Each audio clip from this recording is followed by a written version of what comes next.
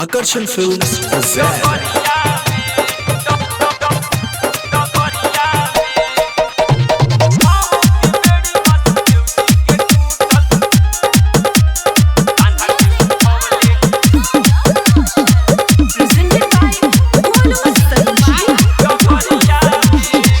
जेल बीच लिहल जनमवा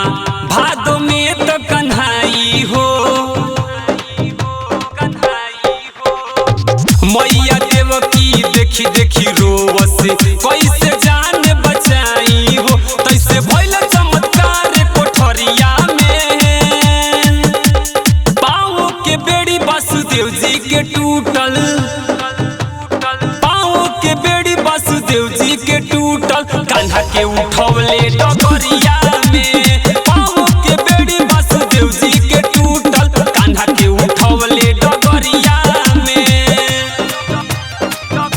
Presented by Golu Sanjeev.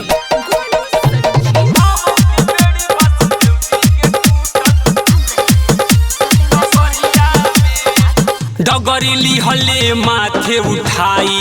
चलले रात अनहरिया में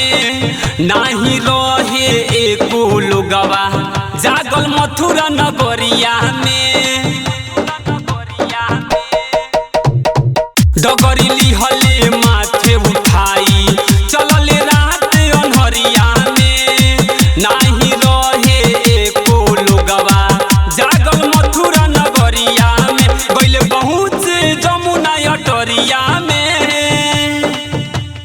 पाँव के बेड़ी वासुदेव जी के टूटल कान्हा के उठौले डगरिया में पाँव के बेड़ी वासुदेव जी के टूटल कान्हा के उठौले डगरिया में। Mixed by Realistic Recording Studio, Narkatiyaganj.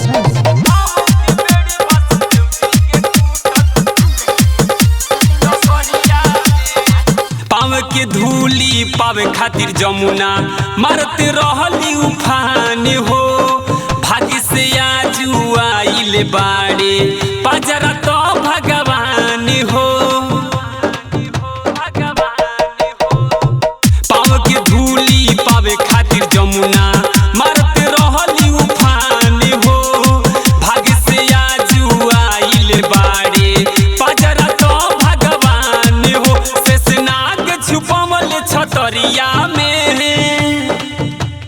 पाँव के बेड़ी वासुदेव जी के टूटल कान्हा के उठवले डगरिया में पाँव के बेड़ी वासुदेव जी के टूटल कान्हा के उठवले डगरिया